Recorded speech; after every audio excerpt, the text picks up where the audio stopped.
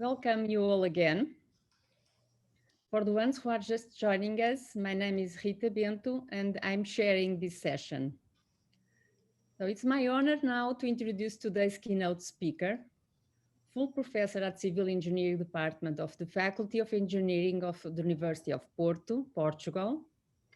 And since 2010 is honorary lecturer at Department of Civil Environment and Geomatic Engineering, University College of London. Even having decided not to mention all the other countless positions that today's keynote speaker has held or currently holds in the most diverse institution and organization, I cannot fail to mention that he is a member of the project team 2 for the development of the second generation of Aerocodes, where he has been working on reinforced concrete buildings. Today, our guest will be sharing with us his thoughts on topics related to irregularities in reinforced concrete buildings, viewpoints in current seismic design codes, difficulties in their application, and further research needs. This will certainly reflect his personal experience from working on the topic of reinforced concrete buildings on the second generation of Aerocodes. We are looking forward to this. Let's welcome Professor Humberto Varum. It's a pleasure to have you here. Thank you so much, Professor, for joining us. Good morning to everyone, or good afternoon, depending on you are following us. I would like to start addressing my compliments to the President of the Instituto Superior Técnico, to Professor Pitilakis, the President of the European Association of Earthquake Engineering, Professor Kapos, Secretary General of the European Association of Earthquake Engineering, also to Professor Mario Di Stefano, coordinator of this working group. My compliments also to all the audience participants of this European workshop, to all the other colleagues that will be sharing their experience, their work during this 2 days event.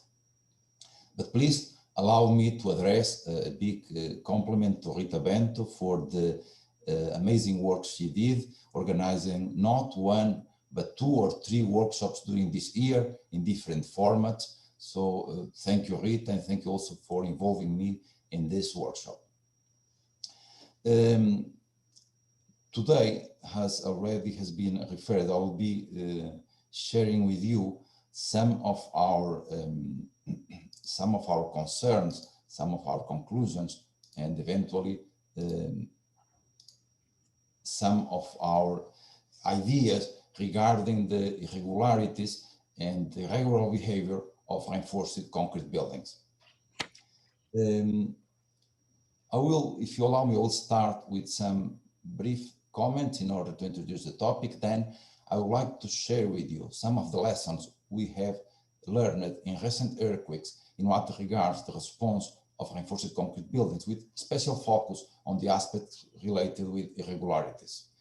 I will do also some comments on the influence of infill masonry in the more regular or irregular response of buildings.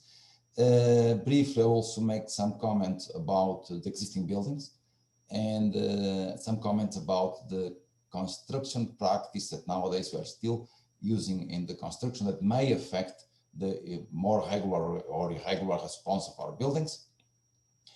Then briefly, I will make some general comments on the approach followed by different international codes in terms of the design or assessment of irregular buildings. As already also referred by Rita Bento, I will make briefly some introduction on the aspects that in the new draft that is still ongoing in the preparation and under discussion. I will comment briefly some aspects related with the approach followed in the, or that are recommended to be followed in the design of reinforced concrete buildings, or buildings in general, in particular on reinforced concrete buildings. Then I will present briefly some case studies, and finally, if I have time, I will conclude with some final comments and thoughts. So let me start with some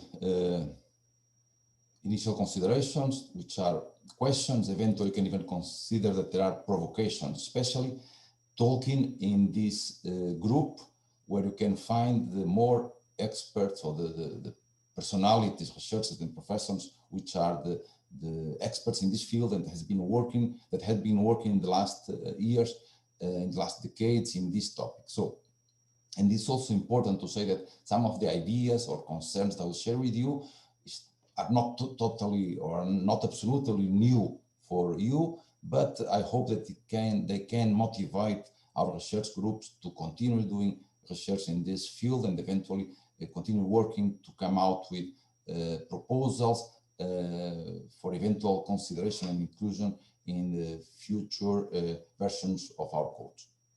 So the first provocation is that, do you know everything about the irregular response of buildings? Second, are the rules that you have included in our international codes adequate to approach the design or assessment of irregular building structures? Even if in our codes we include the more updated and state-of-the-art of knowledge for the design of new structures, how can you deal with the seismic risk associated to the very vast existing building stock we have in our cities? Then, can you still design or assess structure ignoring the influence of infill masonry walls? And finally, where are our regular structures? In fact, we'll be discussing some of these topics if you have time. If you do a review on the seismic codes, from the first 5 seismic codes around the world that have been introducing the first concerns on seismic design, it is clear that the first version of the seismic codes already included concerns and simplified approach to deal with irregularities. Also, doing a review on the report after event, since the very first report you may find in the literature concerning the response of reinforced concrete buildings under earthquake demands, it is clear that the irregularities was recognized as one of the most important causes of damage and eventual collapse of buildings. This is the example of what we have seen in 1995 in Kobe, where many buildings collapsed due to torsional irregularities or eventual some irregularities in plan or in elevation. Here in Europe, we have assisted also to the same lessons in different regions. We had the chance to study particularly the effects of the earthquake of L'Aquila 2009 and also the earthquake that in 2011 struck the city of Lorca in the south of Spain. From those two earthquakes, we have observed the same causes of damage and collapses that you repeatedly assist in the different parts of the world when the reinforced concrete buildings are affected by earthquakes. Of course, we have seen in many situations, among many other causes of collapse, damage in infill walls as a consequence of the in-plane demand on infills, with typical diagonal cracking in the infill walls. But what was, I will say, really a novelty for us in analyzing the information from the effect of those two recent earthquakes was the immense number of collapses of infills of the envelope of the buildings for out-of-plane or associated to out-of-plane mechanisms due to the well-known reasons. So in the case of external walls, double lift with poor connection between the external lift and the structure, in some situations you found also the situations of infill walls or walls in the envelope poorly connected, poorly supported. This was very, very common both in Aquila but also in Lorca. This was the scenario that you have seen in many buildings analyzed by us. Situations like this one in which we have observed reinforced concrete structure practically without damage or eventually without damage, but with this type of scenarios in terms of collapsed walls in the envelope. This is just one example of a building in Aquila that collapsed, where apart from many other aspects like problems associated to the poor materials, poor detailing, it was present an important level of irregularity both in plan and in elevation. This was another building. This corresponds to one building of the hospital of Aquila that also experienced severe damage and collapse of the external columns. This was a building, this building corresponds to a building that was designed recently in the year 2000, but the irregular distribution of the infills, both in plan and in elevation, provokes the concentration of demand, of large levels of demand in the columns of the facade, okay, due to the torsional response of this building, and at the end, this corresponds to a collapsed building. In Lorca, it was a very common mechanism observed, corresponds to a soft story mechanism in many buildings, due to the distribution of the infills. In fact, many of the buildings observed experience, as it is very typical in many cities all over the world, but in Lorca this was particularly prominent because we have observed and analyzed many buildings with an important difference in terms of inter-story height between the ground story and the upper stories, but not less important, with a pronounced difference in terms of number and distribution of infill walls in the ground floor when comparing with the upper stories. And so at the end, many of these buildings experience the soft story mechanism. In fact, we are still doing, and maybe we will continue doing analysis and design of our buildings, ignoring the infill walls. And so even if you approach our buildings with very refined models, analyzing them with detail, inducing or imposing in the structure the ductility capacity that our codes recommend, this detailed and robust analysis of the structure may be affected or may be compromised when in construction in the real world we introduce the infills. In fact, the infills, even in particular the infills that are quite strong introduced in the buildings, will somehow brace some of the stories of our building, ending up making the building vulnerable for soft story mechanisms. In fact, for the same level of demand, and considering that the infills in some stories may be quite strong, they will brace the building, so at the end we'll have the concentration of the seismic demand in parts of the structure, eventually in one or a couple of single stories, okay? And not less important, eventually the level of demand that will be attracted to this particular story can be much larger than the level of demand that we were able to predict in our robust and refined model.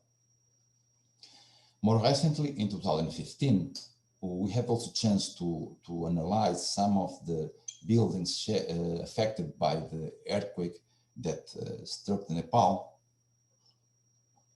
Particularly, we had chances to analyze some of the buildings in Kathmandu, and again, analyzing the effect of that earthquake, it was evident that the same repeated lessons could be also verified, observed in situ. Problems with materials, detailing, but the irregularities were again one of the most common causes of damage or severe damage or eventual collapse of buildings. These are just examples of some of the collapsed buildings that correspond to buildings constructed without a proper design. These are buildings that were typical in the region are built following the rules of thumb, okay? And so in this case, in particular, due to the distribution of infills, very irregular in many cases, both in plan and elevation, many of those buildings experienced collapse. Also, we had chance to analyze other high-rise buildings that were affected by the same earthquake.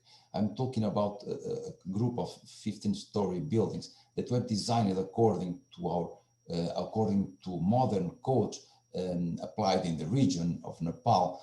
Those buildings were designed properly to stand the earthquake according to the actual state-of-the-art knowledge, and they had a ductile detailing. The buildings, the structure of the building is mainly, and the behavior of the building is mainly controlled by strong reinforced concrete walls located at the center of the building.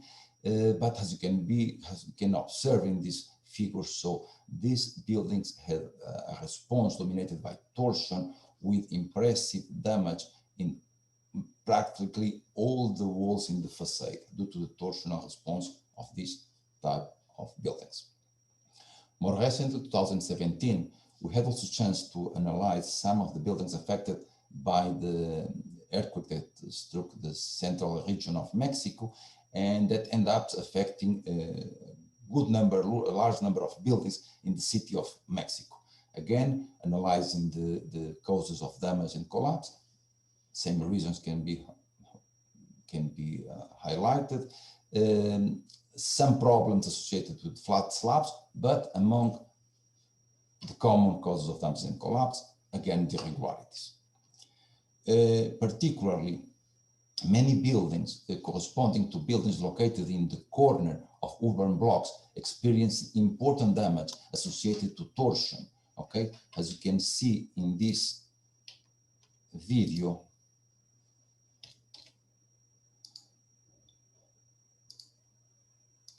the video is not working.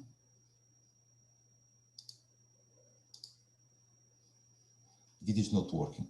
Any case, it doesn't matter. But as you can see from the picture, this building in the corner of the building blocks was, or many of those buildings were affected seriously due to torsion. In fact, as you can see, those buildings has two facades orthogonal, which are constructed without openings, while the two other orthogonal facades that gives front to the street have large openings, as you can see in the picture. So at the end, since for this configuration, for this distribution of infills, the center of the mass of the building or center of stiffness of the building is dislocated relative to the center of mass, and those type of buildings experience badly damage, as you can see in this picture, but also in others. So this was a repeated type of damage we have observed in many buildings in Mexico City. So from what I have said up to now, it is clear for all of us that in the design of structures or in the assessment of existing structures, it is important to put attention to the design of the structure. It's important to control the stability of the infills, but also consider the interaction, because in fact, the response of the structure may affect the stability conditions of the infills, but not less important, the infills may change in an important manner the response of the building, and in particular may induce irregularities in the response. So it is clear that infills may change in the building response, may change considerably the lateral stiffness, strength of the building as a complex system, the natural frequency integration modes, energy dissipation capacity, ductility, etc. But it may, for sure, what is not less important to say is that it may change the distribution of demands in the structure, concentrating very large or eventually larger demands in parts of the structure. This was demonstrated in many previous experimental numerical research projects developed. Allow me very briefly to comment the main outputs of this European project, ICONS, run 2 decades ago, dedicated to the analysis of the response of non-code conforming structures. Under this project, 2 parallel planar frames were designed and constructed and finally tested with pseudodynamic tests at ELSA laboratory in Ispra. Those frames were designed only for vertical loads plus wind, and then were tested, one of them without infills and second with infills. Both structures were subjected to tests of increasing with earthquakes of increasing return periods. As you can see, without going too much detail, as you can see from the assessment of the structure of the bare structure, it was noticed a soft story mechanism at a 3rd story. In fact, since this structure was designed only for, or practically, or essentially to vertical loads, the reduction of the columns cross-section from the second to the third story induce locally a soft story mechanism. But for the other structure, where the infills were installed, I have to comment that the infills in this case corresponds a very light infills. We're talking about 12 centimeters thick bricks with more than 60% of voids, with a poor mortar, without any connection between the infills and the surrounding structure. And as you can see, also applying to this infilled structure a series of earthquakes during these tests, the irregularity of the structure was completely hidden by the infills. Plus, when the infills reach their maximum capacity, they fail in the fragile manner, developing a soft story mechanism at the ground story. So, as a conclusion, as can be seen, in fact, the infills, only considering their influence or their contribution of the in plane strength and stiffness may change drastically the structure, eventually hiding in some situations some irregularities of the structure, but may develop other type of irregularities. So as you can see here from in this plot, where we have the envelope curves of the base shear versus story drift at ground story, in fact, the infills, even if they are very light, they increase the initial stiffness of about 10 times, the maximum capacity 3 to 4 times. But what is not less important to refer is that when the infills reach their maximum capacity, a fragile behavior is introduced in this complex system, structure plus infills. So some comments about existing buildings. In our cities, we found many buildings that were built before the introduction of the codes of the actuality. So it is clear that many of those buildings present important vulnerabilities and may not behave properly in the future earthquakes. But apart from that, it's important to refer also that even if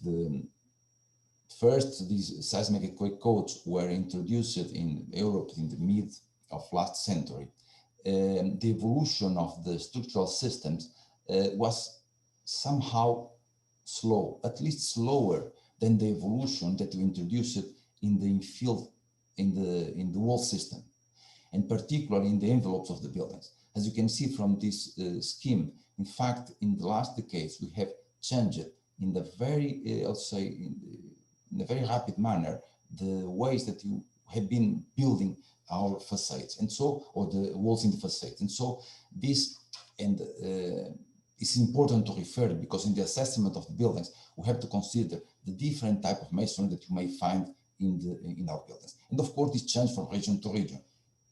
And this makes the problem even more complex. It is important also to say that with the introduction of new and very important concerns about the thermal comfort, about the acoustic comfort that you have introducing as new demands for our buildings, eventually also some problems regarding the reduction of the thermal bridges in our structures. We have introduced new techniques, new solutions for the construction of the envelopes that somehow represent a step back to the stability of those infills. And this was confirmed in the recent earthquakes, both in Aquila and also in Lorca, because many of the collapsed walls in the facade correspond to the situation, to solutions close to the installed in the construction of buildings since the 80s, 90s, corresponding to very thin walls, badly supported. And more recently, we have introduced, at least here in Portugal, have introduced in our buildings for the envelopes new solutions like heavy and strong vertical hollow clay or concrete blocks. These are just examples of the poor construction details, eventually not supported by good detailing and design, that end up installed in the construction of our buildings. And this is what you are building all over the world. So systems, structural systems designed with a very detailed approach, but within fields that eventually are not approached with the same level of detail, both at design level, but also at construction site. There's just examples of some aspects on buildings under construction in different parts of the world. You can see, we'll find in our current construction many situations in fields that are eventually slender, badly supported, in fields of different kinds mixed in the construction, in fields distributed in a very regular manner. And again, in the last years, we have introduced very strong and heavy walls in our buildings. So say that, and since our knowledge on the behavior of those buildings constructed with those structural systems and with those type of infill walls, since our knowledge is still limited, we don't know how they will behave, in fact, in the future, in future earthquakes. So a lot of research has to be done, and under this working group also, I hope this may motivate future projects and future collaborations. So quickly revising in a very general manner some international codes, I would like to say that in general, the criteria that are adopted by the different codes to assess the level of irregularities, both in planning and elevation, are basically based on simple qualitative and quantitative rules. Also, it is important to refer that the majority of the codes as consequence of the classification of buildings in terms of irregularity may introduce restrictions in the methods or models allowed in design. In what regards the force-based design approaches, most of the codes also propose, for the case of irregular structures, a reduction of the key factor that may range between 10 and 30%, depending on the irregularity in planning and elevation, or eventually with both. As it was already anticipated, the Eurocode 8 is now actually under revision, and only open some of the aspects that are included in the actual draft in what regards the irregular or the design of irregular structure. I would like just to introduce some of the main aspects that may be of your interest.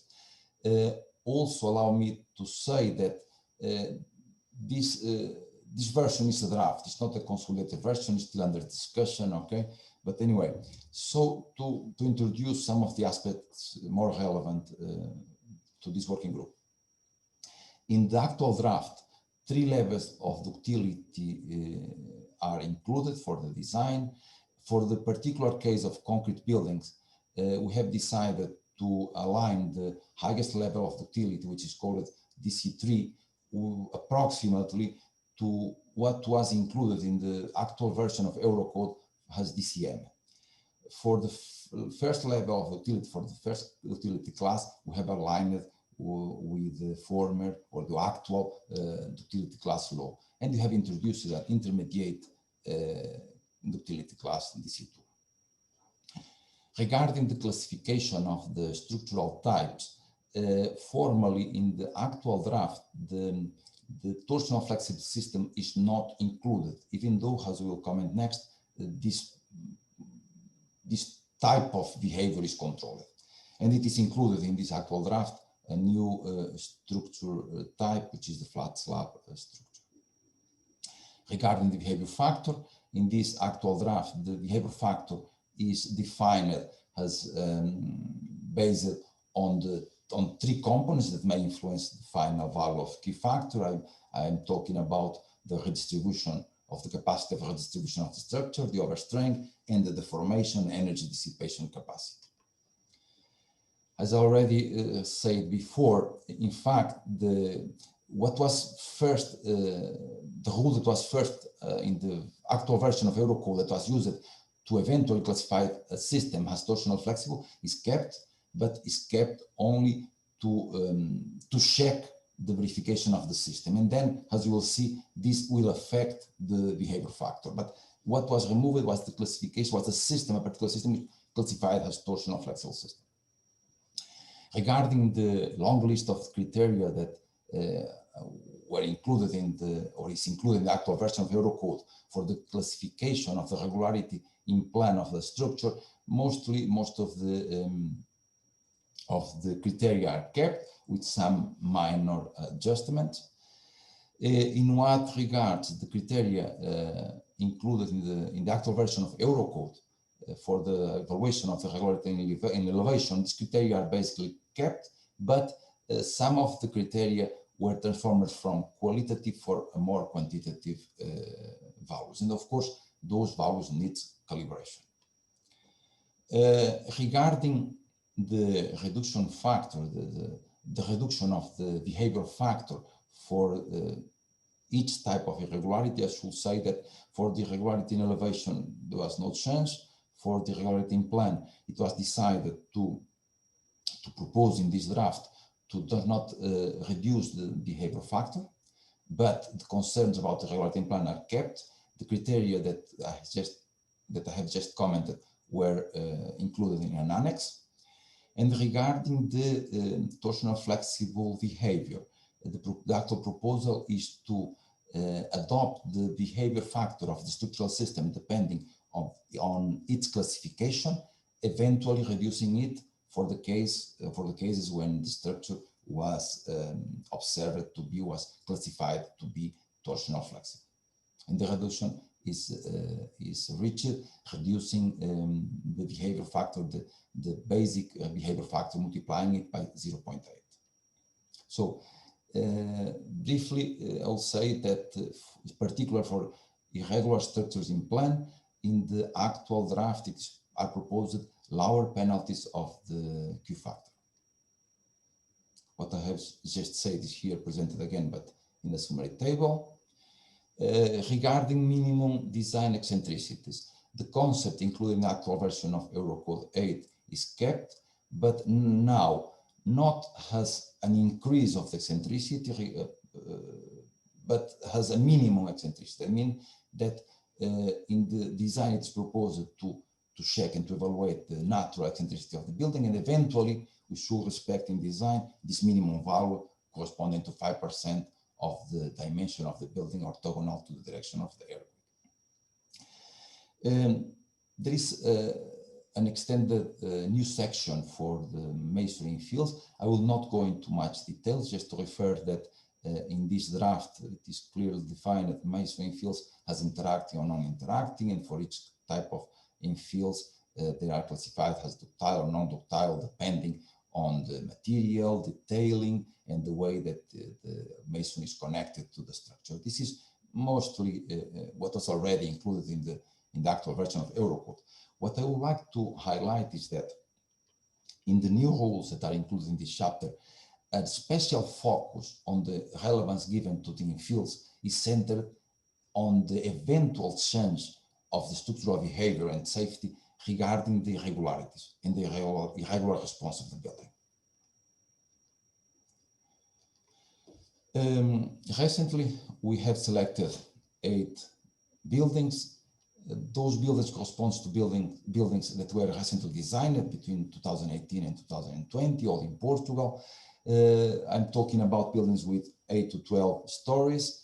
Only 2 of them have constant interstory height along all the height of the building. What else? 5 of those buildings were designed according to the actual version of the Eurocode 8, but 3 of them were designed according to our national Portuguese code that is still in force until November 2022. Analyzing those buildings and applying both the actual Eurocode 8, but also the rules proposed in the actual draft, those buildings were all classified as wall systems, okay, with a frame to total stiffness ratio lower than 6%. 7 out of those 8 buildings were classified as torsional flexible buildings as a consequence of its position and stiffness of the vertical elements.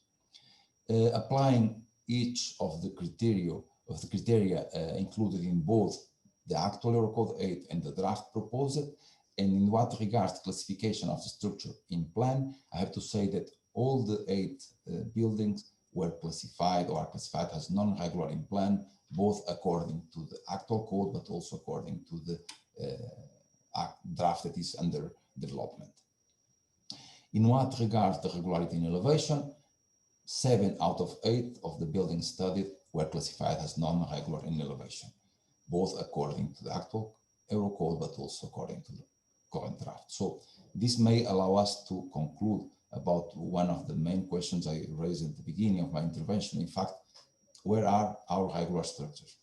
And even though I didn't comment in detail, but those structures that were analyzed were selected as the more regular structures that you may find in the catalog of the structures designed currently in our design offices.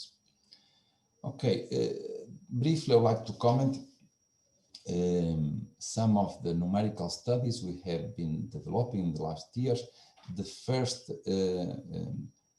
first group of buildings that we have analyzed corresponds to those 3 buildings designed and constructed in the beginning of the 50s. These are important pieces of our heritage. Those buildings, as you can imagine, were not designed for earthquake demands. Eventually, for the case of some buildings of this period, there are some particular buildings that were approached, but in a very simple manner, in order considering the earthquake demand. Okay, but mostly the generality of those buildings of that period were not designed, as you can imagine. These 3 buildings, from these 3 buildings, the 2 first ones are buildings that have a structural system quite regular, both in plan and in elevation, but and the distribution of infills is also considered regular both in plan and in elevation. The third case study corresponds to a building that again has also a structure very regular both in plan and in elevation, but the distribution of infills, as it is easily understandable from the picture, is very regular in height, in elevation. So we have developed models, detailed models for those 3 buildings using the Seismostruct, considering the information, the detailed information we found in the blueprints of those buildings, both in terms of structural system, but also in terms of distribution of walls. That information was checked in situ. We had also measured natural frequency in model shapes of those buildings that were used to calibrate our numerical models, considering the infills. Then, and this strategy was followed in those 3 case studies. Then, having the model calibrated, we had played with the model, activating or deactivating the infills. And comparing the response of those buildings with and without infills, what I would like to refer first, for the regular structures with regular distribution of infills, basically the infills tend to protect, as we have also observed in previous experimental campaigns, but also in the observation of the response of buildings of that type in the recent earthquakes. This type of infills that were used at that time in this type of buildings tend somehow to protect, may tend to protect the structure, but when they reach the maximum capacity, a soft story mechanism appears, typically at ground story.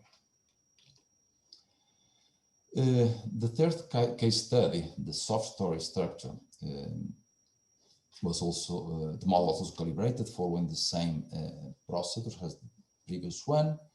And as you can see, and comparing the response of this structure for different types of earthquakes, this is an example of one from one signal applied in one of the diverse analyses we have done. But based on this simple example, as you can see, for a specific earthquake demand, the response of the building without infills is quite regular. Okay. Eventually, I have to say that that building was designed in a very simple manner, with a very simple approach for a lateral load, only in one direction. Okay. But in that direction, the building ended up having a quite regular response if the infills did not exist. But when we, additional, I will just to say that there is a not much pronounced, but it's a local tendency for a concentration of larger demands in the 6th and 7th story, or 7th and 8th story of the building. When in the model we introduce the infills play the following role. They brace completely the upper stories of the building, concentrating, as expected, practically most of the formation demand in the lower stories, and particularly in the ground story. Not less important to refer that for this particular building and for this particular signal that was studied for this building, the level of demand at the ground story in terms of the formation, in terms of interstory drift, was approximately double than the one that we were able to predict in the bare frame structure. Talking about local demand, considering or not the infills in our model may affect the local demand imposed to the columns up to 3 times, because the infills not just restrain the interstory drift deformation, but also somehow restrain the rotation of the joints. Recently, we have developed and implemented in OpenSys a global model that represents the in-plane and out-of-plane response of infill masonry walls. I will not go into much detail, just to refer that this model is still under development, upgrading, but up to now we are able to model the in-plane response of the infill with a nonlinear model, and the out-of-plane is modeled up to now, and I will explain later why we are still modeling only in a linear manner. We have calibrated our model with information present in the literature, but also based on the test results we have based on some research projects we have developed in the faculty. We have proposed a very simple interaction curve that basically allows us in the modeling for each infill panel to control eventual collapse of the infills, controlling the formation both in plane, poorly out of plane, but also you can consider the combined effect of in-plane and out of plane. Basically, according to this model, when each single infill panel reach one of this limit surface, or poorly in plane, or poorly out of plane, or as a result of the combination of those type of mechanisms, the infill will be considered collapsed, and activating the removal algorithm of OpenSys will remove this infill panel from our model. We have done up to now a series of parametric analysis. Allow me just to very briefly introduce the analysis we did based on this very regular structure designed according to our actual version of Eurocode 8. It's a frame structure. We have modeled also infills distributed in this regular manner, both in plane and in elevation. We have included the infills only in the envelope of the building. We have adopted in this model current values for material properties, both in terms of the structure and the infills typically adopted in the construction. And you have studied this structure for different ground motion records that has been progressively scaled. Okay, I will present and comment to you very briefly only one of the results obtained for a particularly record. The structure was analyzed in 3 scenarios. First, as a bare frame. Secondly, considering the infills, but activating only the response of each infill in plane without controlling the mechanism out of plane. And then later we have developed again another modeling, but now for controlling for each infill panel the behavior in plane and out of plane and the interaction. As you can see from this simple result, since the structure is quite regular and the infills have a regular distribution both in plane and elevation, somehow the infills will tend, and considering only the in-plane response of the infills will tend to somehow restrain the deformation demand that that happen in the structure. But when you activate the out-of-plane mechanism, somehow at a certain point, the out-of-plane mechanism is developed, and this out-of-plane is more aleatory than the in-plane mechanism. As you can see here in this case, you'll find out-of-plane collapse of some of the infills of the third story.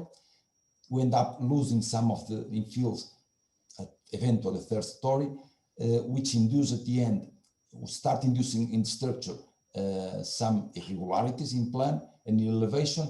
And from this point on, when you lose some of our infills due to the out-of-plane or due to the combined in-plane out-of-plane mechanism, the structure becomes very, very irregular, okay? And this confirms what we have observed in these recent earthquakes in Lorca and Aquila. So it is important in the assessment of the structure, but also in the design, to consider not just the in-plane mechanism, but also the out-of-plane mechanisms. As final comment, I don't know, maybe do I still have time, Rita? Yes, just conclude. Very interesting, so please conclude. Thank you. Very briefly, our actual codes include a list of principles that you should follow in the conception and the design of our building structures in order to promote the better performance of our buildings.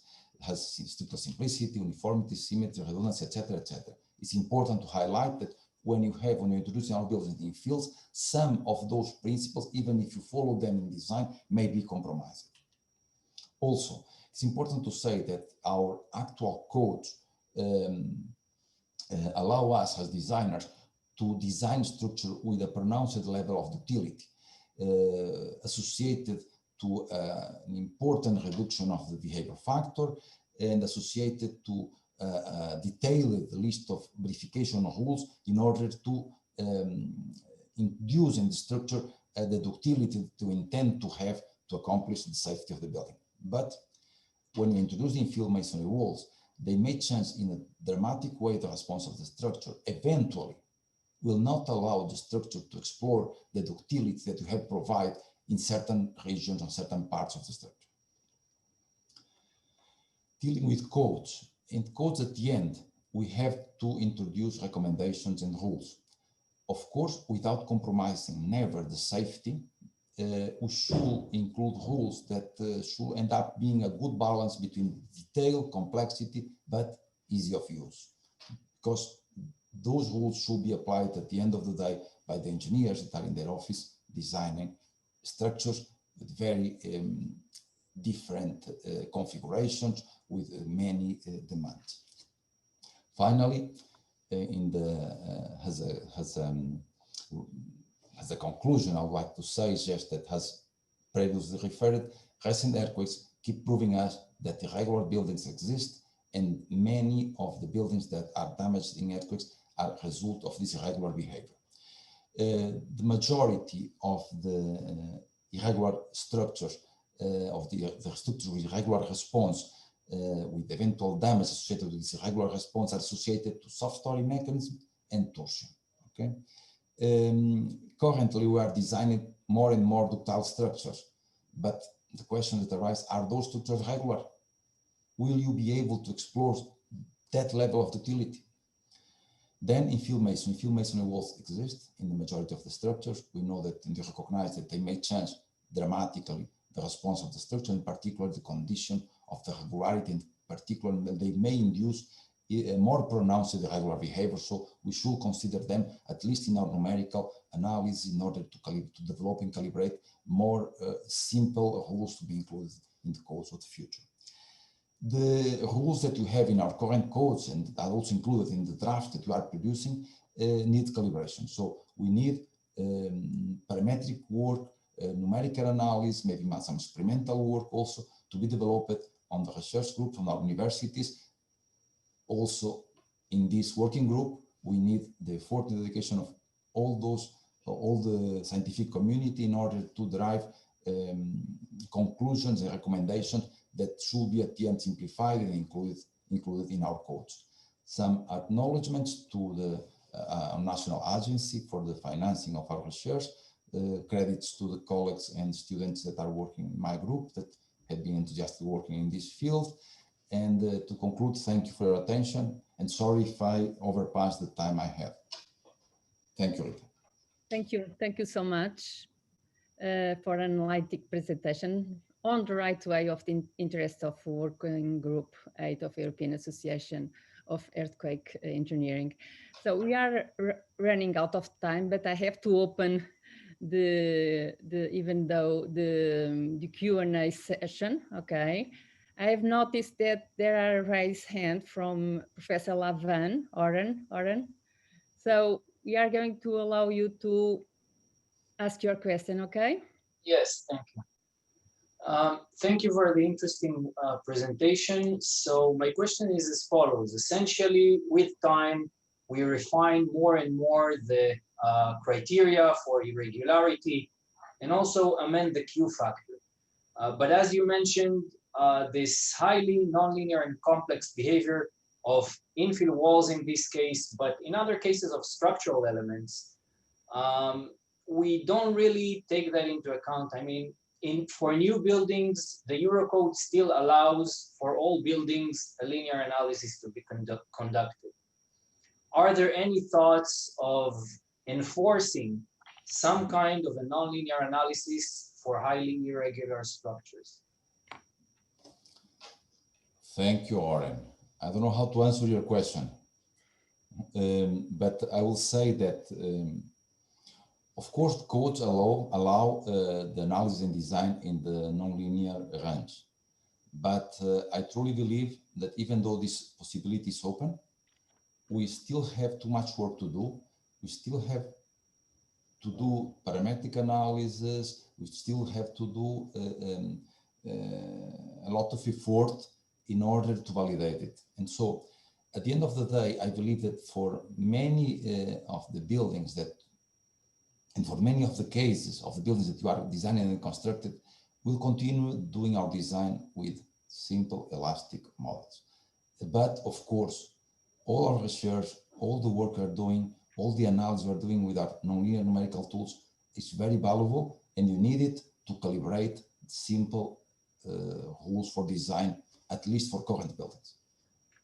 I agree for most buildings, but for some buildings, the true behavior can only be captured using nonlinear analysis. And I have not seen, actually, in any code for new buildings in the world, that there is any enforcement of nonlinear analysis. I think it should be done for highly nonlinear structures or highly irregular structures. And at least for irregular structures in elevation, there are relatively simple methods for analysis, like the nonlinear static analysis. So are there any thoughts of enforcing that for a certain class of buildings in order to get better approximations of their behavior? Yes, thank you. Again, I do believe that the actual Eurocode left the door open for this, okay? But I do believe that for those very particular structures that you refer, that you meant, maybe the path could be a combination of linear pre-design and a validation or verification with a nonlinear approach. Maybe this is the future. Okay. Thank you very much. Okay. Thank you so much. I don't think you have any other raised hand. There are a specific question about just about design. It was the model itself. Just a final question, if you allow me to finishing. It's related to the flat structures. I noticed that you mentioned that some of the damage of the collapse caused in the 2070 Central Mexico earthquake were due to the flat structures. And I noticed that now, and even you show in your presentation, for the first time in this new draft version, they are talking about flat structures. They are proposing behavior factor for flat structures, something that it was not in the past code. why this change in that way? Because basically, I was thinking that probably the recommendation is trying not to design new structures with flat slab in order to guarantee a better behavior. I don't know, just if you can comment on this, because I got completely surprised with this. Thank you. Mm-hmm. Thank you, Rita. Very important point. In fact, as you commented, in the 2017 earthquake in Mexico, an important group of structures that failed were structures with flat slabs. This not means that they collapsed because of the flat slabs or because of local collapse of flat slabs, but many of the structures collapsed had flat slabs. It was asked under our mandate in PT2, we're asked to include the design of flat slabs structure. It is important to refer that even though it was not included in the past version of the code, in the Eurocode 8, we keep assisting in the market. The flat slab system or flat slabs are included in our structures. And so I will even say that in many regions is the dominant type of system adopted for slabs. And so we should not keep our eyes closed. We should include some recommendations for the design. Since in our mandate, we're asked to include, we have done a revision on the approaches forward in different codes, and we had proposed a series of simple rules for verification. It's also important to refer that even though the flat slab itself is very common in many buildings, most of them are wall structures. And so flat slabs are playing more a secondary function, okay? But in this version, it was included a new structural type, called flat slab systems, with several restrictions. So we can only use until what you call it utility class 2, okay? Apart, there are other restrictions in terms of seismicity, where they can be used and so on, and a list of detailing and verification additionally to what is already included in Eurocode 2, were included in order to verify the safety of those type of systems.